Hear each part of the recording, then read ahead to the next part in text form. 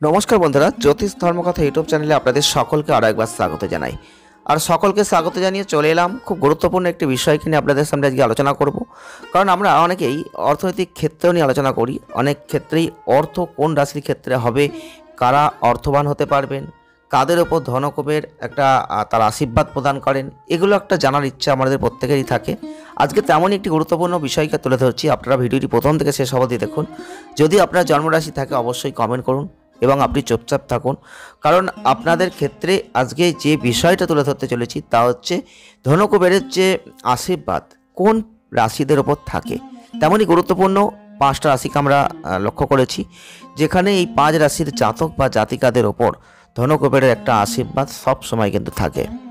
তো 12টি যে রাশিচক্র, এই রাশিচক্রের যে 12টা রাশি, তো এই 12টি রাশির মধ্যে মাত্র 5টা রাশির উপর ধনকুবেরের একটা আশীর্বাদ কিন্তু সব সময় থাকে, যার ফলে তারা সব সময় অর্থবান হওয়ার একটা জায়গায় এগিয়ে যেতে পারেন।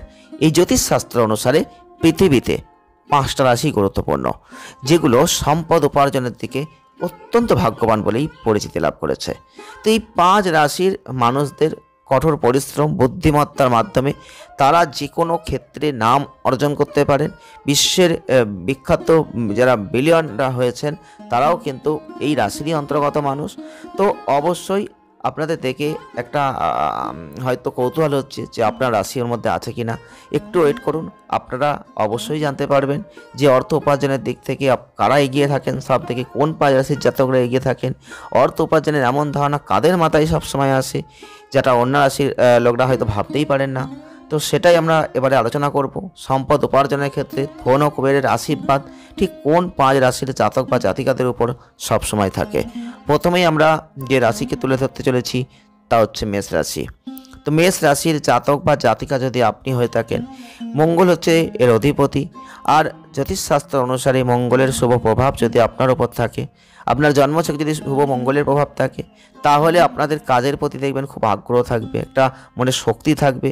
এই মেষ রাশির মানুষরা আপনাদের লক্ষ্য অর্জনের জন্য আপনারা দেখবেন আপনাদের সেরা সময়টা দেবেন, সেরা জায়গাটা দেবেন।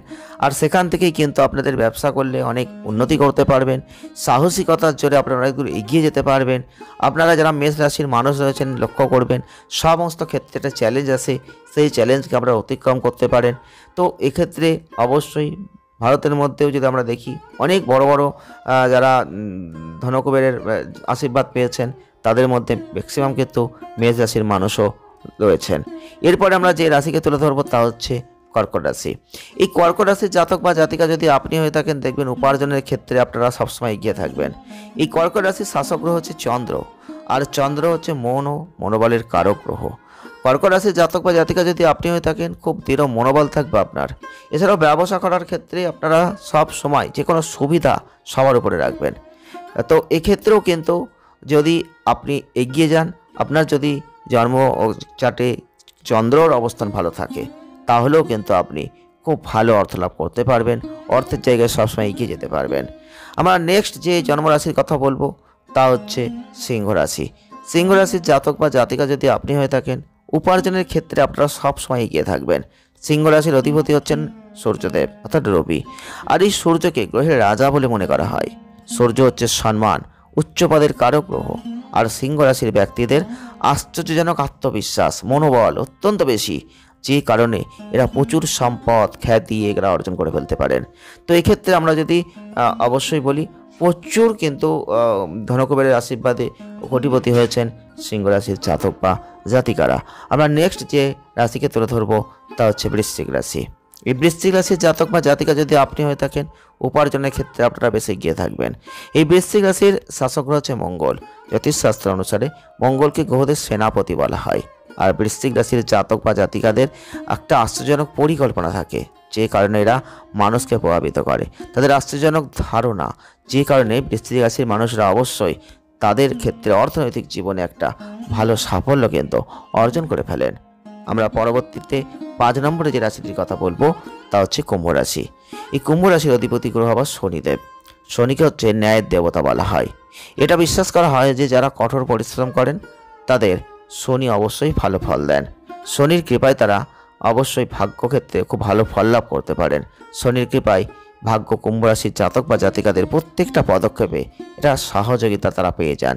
কুম্ভ রাশির জাতক বা জাতিকারা তাদের পারিবারিক ব্যবসা পরিচালনায় অনেকটা এগিয়ে যান। কুম্ভ রাশির জাতক বা জাতিকারা অত্যন্ত অর্থবান হতে পারেন খুব সহজেই। তো অবশ্যই আপনার জন্মচাটে শনি থাকা এবং শনির ভালো দৃষ্টি, ভালো যে অবস্থান সেটার কিন্তু দেখতে হবে যে কতটা রয়েছে, তার উপর ভিত্তি করে নির্বাচন করতে হবে আপনার জন্য এটা প্রযোজ্য কিনা। আজকের ভিডিওটি এ পর্যন্তই। ভালো লেগে থাকলে লাইক করবেন, শেয়ার করবেন, চ্যানেলটিকে সাবস্ক্রাইব করবেন। সকলে ভালো থাকুন, সুস্থ থাকুন। দেখা হচ্ছে নেক্সট ভিডিওয়। ধন্যবাদ।